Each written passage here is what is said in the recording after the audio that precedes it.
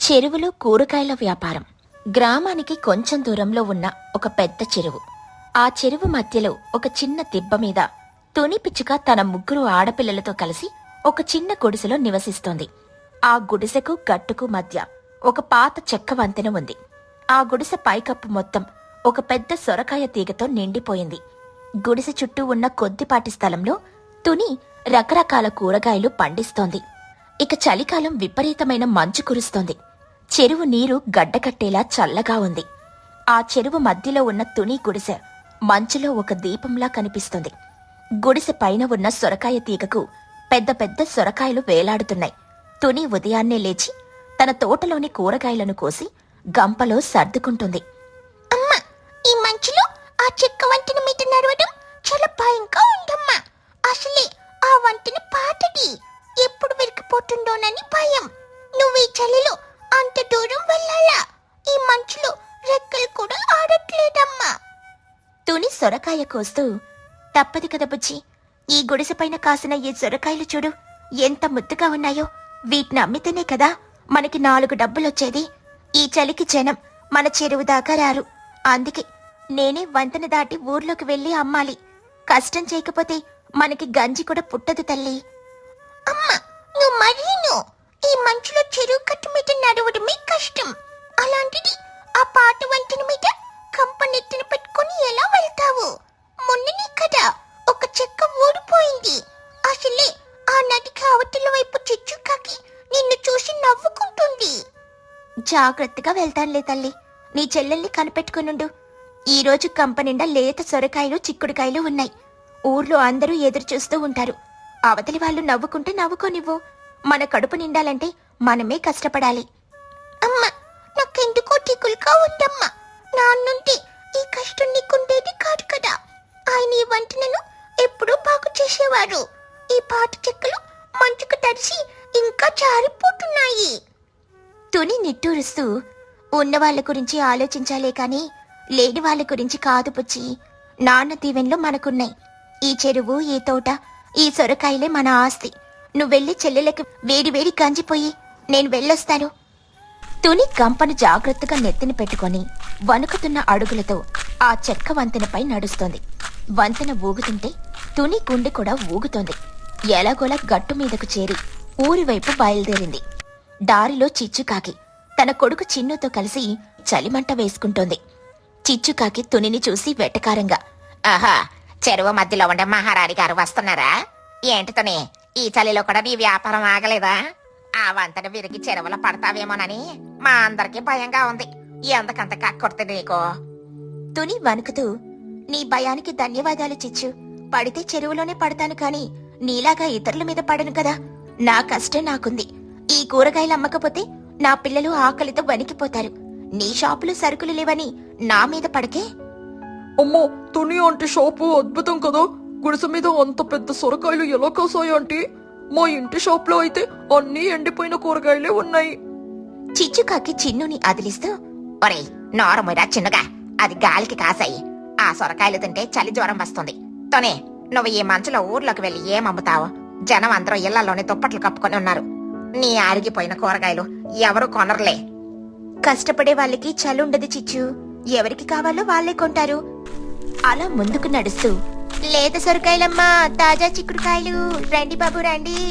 తుని ఊరి సెంటర్లోకి వెళ్ళింది. అక్కడ లూసీ పావురం, మాహిగ్రద్ద తన కోసం ఎదురు చూస్తున్నారు. మంచు కురుస్తున్నా తుని రాక కోసం వాళ్ళు నిలబడున్నారు. అదిగో తుని వస్తుంది. తుని, ఎంత లేట్ చేశావు? ఈ చలిలో నీ కూరగాయలు లేకపోతే మా ఇంట్లో వంట అవ్వదు. ఆ చెరువు వంతెన మీద మంచు పేరుకుపోయింది కదా, ఎలా వచ్చావు? చాలా కష్టమైంది లూసీ, కాలు జారుతోంది.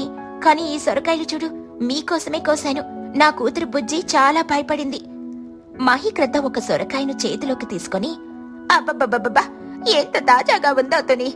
నిజంగా నీ చెరువు మధ్యలోని గుడిసె మాయా ప్రపంచంలా ఉంటుంది.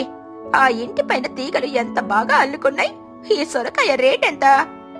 మహిగారు, ధనవంతుల ఇళ్లలో అయితే రేట్ ఎక్కువ చెప్తారు కాని నేను మీకు 40కే ఇస్తాను. మీకు తెలుసు కదా నా పరిస్థితి. ఈ చలిలో కష్టపడి తెచ్చాను. చిచ్చుకాకి అక్కడికొస్తూ, ఏంటి మహి, అంత రేటా? ఆ చెరువు నీళ్ళల్లో పెరిగిన కూరగాయలు తింటే నీరసం వస్తుంది. నా దగ్గర నా షాప్లో నిన్నటి ఉన్నాయి. 10 రూపాయలకే ఇస్తాను రండి. దీని దగ్గర అస్సలు కొనకండి. ఆపు చిచ్చు, నీ అసూయ మాకు తెలుసు. తుని తెల్లవారుజామునే లేచి ఆ మంచులో వంతెన దాటి వస్తోంది. నీ షాప్లో కూరగాయలన్నీ పురుగులు పట్టుంటాయి. తుని, నాకు 2 సొరకాయలు, 1 కేజీ చిక్కుడుకాయలు ఇవ్వు. చిన్నుకాకి మెల్లగా పన్నుతో. ఓ బొన్ను, మా అమ్మకి అసూయ ఎక్కువ కదా. తుని ఆంటీ కష్టపడుతుంటే చూడలేకపోతుంది. తన షాప్లో సరుకులు అమ్ముడుపోవట్లేదని ఏడుస్తుంది. అవును చిన్నగా, మా అమ్మ చోట కూడా చెప్పుకుంటుంది. తుని ఆంటీ పట్టుదల ఎవరికీ లేదని. పద, మనం వెళ్ళి బుజ్జికి సాయం చేద్దాం. ఆ వంతెన మీద మంచు తీసేద్దాం. తుని ఆంటీ మళ్ళీ జారిపోకూడదు. పిల్లలిద్దరూ చెరువు దగ్గరికి వెళ్లారు. బుజ్జి పిచ్చుక గుడిసె ముందు కూర్చొని తన చిన్న చెల్లెల్ని ఆడిస్తోంది. వంతెన మీద మంచు గడ్డకట్టి చాలా ప్రమాదకరంగా ఉంది. పన్నుక, ఓరి చిన్ను, రండి. మా అమ్మ ఊర్లోకెళ్ళింది. నేను ఈ వంటన మీద నడవలేక ఇక్కడే ఉండిపోయాను. అమ్మ తిరిగొచ్చేటప్పుడు జారిపోతుండేమోనని భయంగా ఉంది. ఆ వంటిన కర్రలు కూడా వదిలిపోయాయి. భయపడక బుజ్జే, మేమిద్దరం కలిసి ఈ వంటన మీద ఉన్న మంచుని క్లీన్ చేస్తాం. అప్పుడు తుని ఆంటీ హాయిగా రావచ్చు. కావాలంటే మా అమ్మ చోటుని కూడా పిలుస్తాను. అవును బుజ్జి, మా అమ్మ చిచ్చుకోకి మాటలు పట్టించుకోకు. ఆవిడికి అన్ని అసూయలే. మేమిద్దరం ఈ చెక్కల్ని గట్టిగా కడతాం కూడా. పిల్లలు ముగ్గురు కలిసి ఆ పాత వంతెనను బాగు చేస్తారు. ఈలోగా ఊర్లో తుని కూరగాయలన్నీ అమ్ముడుపోయాయి. తుని తన గంపలో బియ్యం, నూనె, ఉప్పు పట్టుకుని తిరిగి వస్తుంది. దారిలో చోటు చిలుక కలుస్తుంది. తుని, ఈరోజు వ్యాపారం బాగా జరిగిందా? ఈ మంచులో నువ్వు పడుతున్న కష్టం చూస్తుంటే నా కళ్ళల్లో నీళ్లొస్తున్నాయి తెలుసా? ఆ చెరువు ఇల్లు వదిలేసి మా ఊర్లోకి రావచ్చు కదా. ఆ చిచ్చుకాకి నీ మీద అన్ని అబద్ధాలే చెబుతుంది. తుని చిరునవ్వుతో, చోటు, ఆ ఇల్లు నా ప్రాణం. మా ఆయన చేతులతో కట్టుకున్న గూడది. పైన సొరకాయ తీగ పందిర్లా ఉంటే రాత్రిపూట చలి నుంచి మాకు రక్షణిస్తుంది. ఆ చెరువు నీళ్లు సవ్వడి వింటూ పడుకుంటే ఆ బాధలన్నీ మర్చిపోతాను. చిచ్చు మాటలు నేనెప్పుడో వదిలేశాను. నీ మనసు చాలా గొప్పది తుని. ఇదిగో ఈ అన్నం ముద్దలు తీసుకో, పిల్లలకు పెట్టు. రాత్రికి మంచు ఇంకా పెరుగుతుందట, జాగ్రత్తగా ఉండు. ధన్యవాదాలు చోటు, నీ సాయం ఎప్పటికీ మర్చిపోలేను. ధనవంతుల ఇళ్లలో అడుక్కునే బదులు ఈ కూరగాయల వ్యాపారం నన్ను బతికిస్తోంది. తుని చెరువు గట్టు దగ్గరకు చేరింది. వంతెన చూసి ఆశ్చర్యపోయింది. మంచంతా క్లీన్ చేసింది. వంతెన ఇప్పుడు గట్టిగా కనిపిస్తుంది. తుని వంతెన మీద నడుస్తూ, అరే, ఈ వంతెన ఎంత బాగుందేంటి? బుజ్జి, బుజ్జి. బుజ్జి పిచ్చుక పరిగెత్తుకుంటూ వచ్చి, అమ్మా వచ్చావా?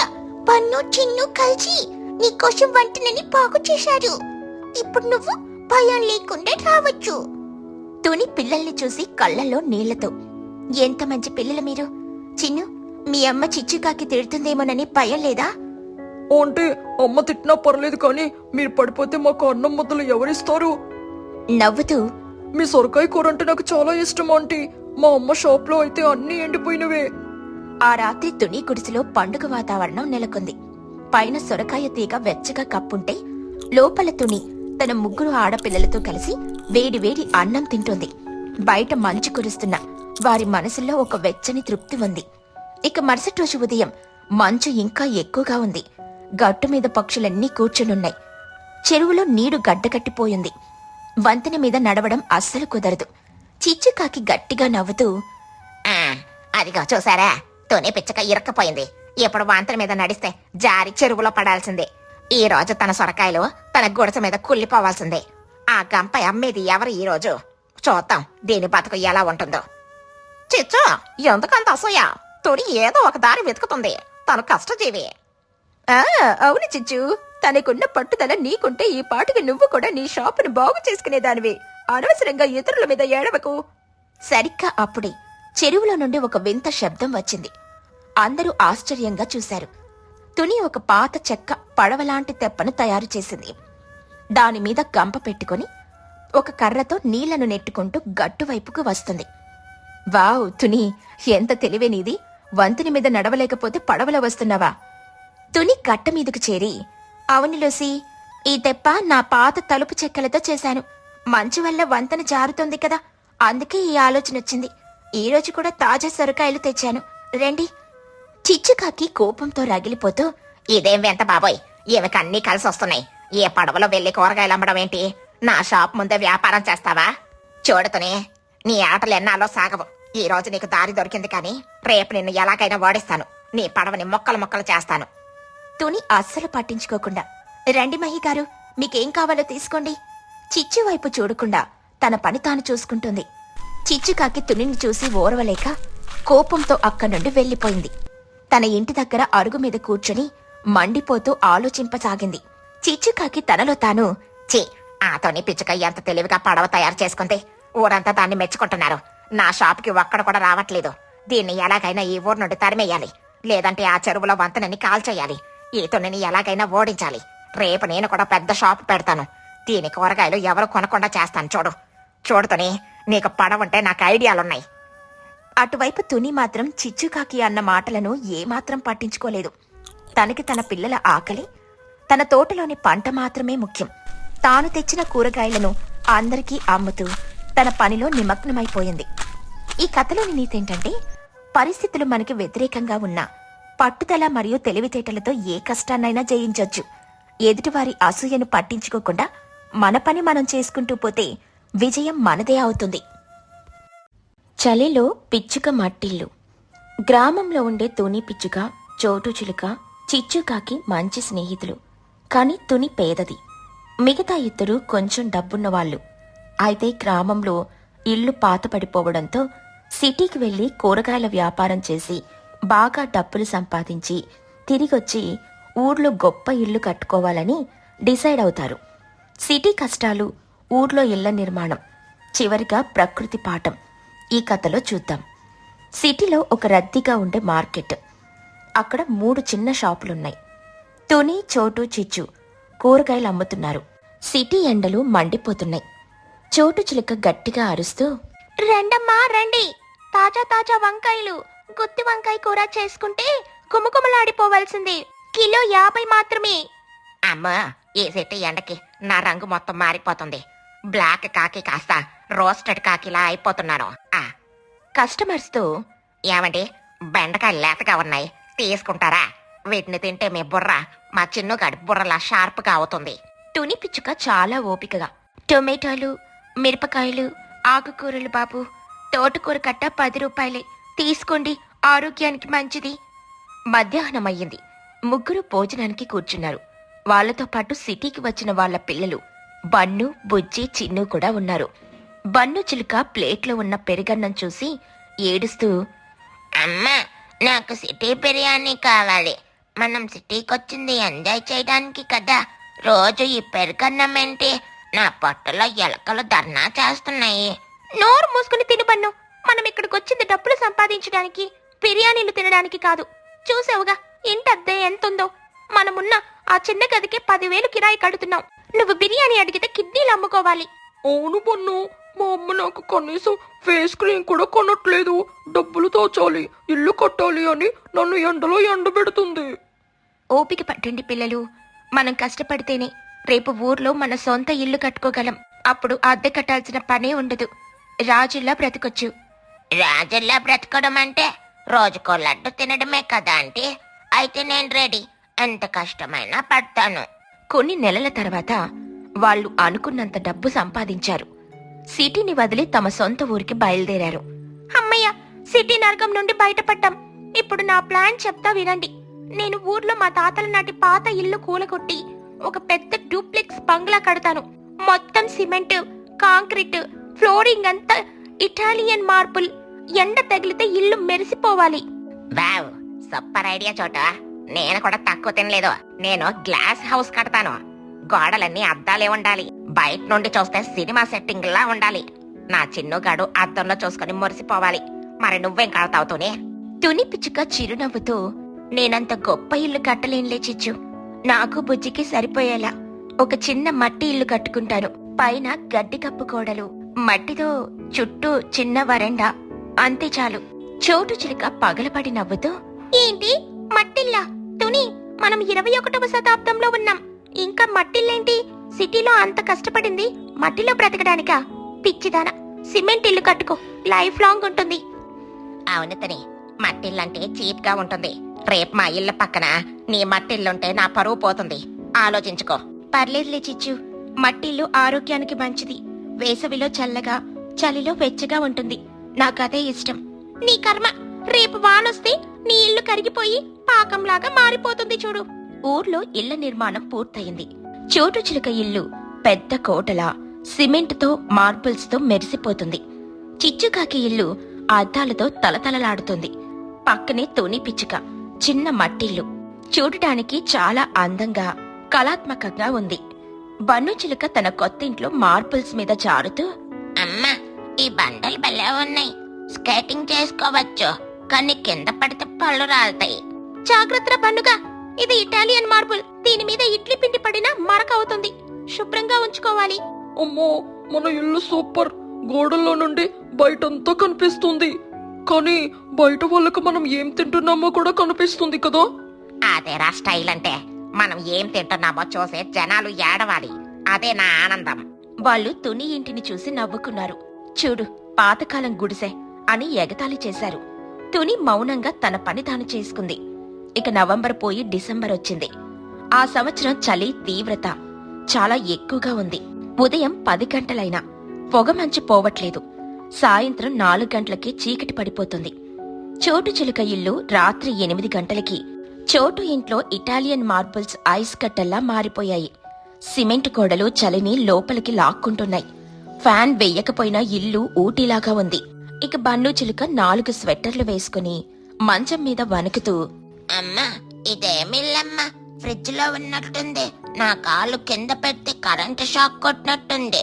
మార్బుల్స్ కొరుకుతున్నాయి. చోటు చిలుక తాను కూడా వణుకుతూ, నాకు అర్థం కావట్లేదురా బన్నుగా. సిమెంట్ ఇల్లు గట్టిగా ఉంటుంది అని అనుకున్నాను, కానీ ఇది డీప్ ఫ్రిడ్జ్ లా మారింది. హీటర్ వేద్దామంటే కరెంట్ లేదు. చిచ్చుకాకి ఇల్లు. చిచ్చుకాకి పరిస్థితి ఇంకా దారుణం. అద్దాల గోడల గుండా చలిగాలి నేరుగా లోపలికొచ్చేస్తుంది. గ్లాస్ చల్లబడిపోయి ఇంటిని ఐస్ బాక్స్ లా మార్చింది. చిన్నుకాకి దుప్పటి ముసుగులో నుండి ఏడుస్తూ, అమ్మో, నా ఫేస్ క్రీమ్ గడ్డ కట్టి రాయిలా అయిపోయింది. నేను అద్దం ముట్టుకుంటే చెయ్యి అతుక్కుపోతోంది.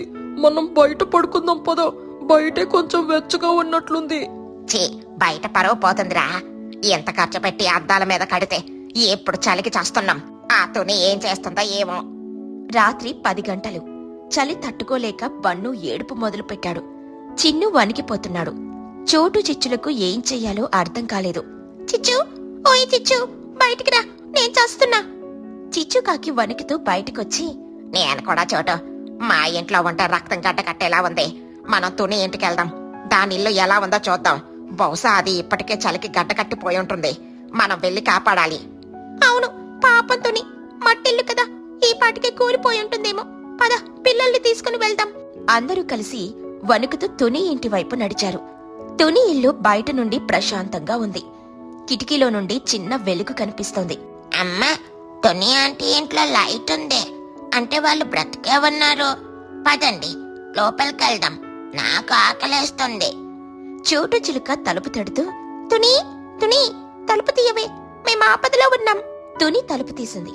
లోపల దృశ్యాన్ని చూసి చోటు చిచ్చు పిల్లలు షాక్ అయ్యారు. లోపల చాలా వెచ్చగా హాయిగా ఉంది.